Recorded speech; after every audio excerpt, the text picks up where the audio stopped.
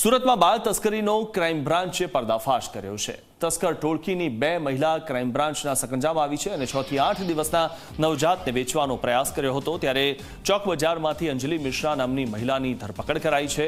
તેને ઝડપી લેવાઈ। તપાસમાં મહિલાએ પહેલા તો બાળક પોતાનું હોવાનું કહ્યું હતું અને જાંગીરપુરાની લક્ષ્મી સોનવણે કરી હતી બાળ તસ્કરી તથા 2 થી 2.5 લાખમાં વેચવાની ફિરાકમાં હતી આ ટોળકી અને તે પહેલા ઝડપાઈ ગઈ છે।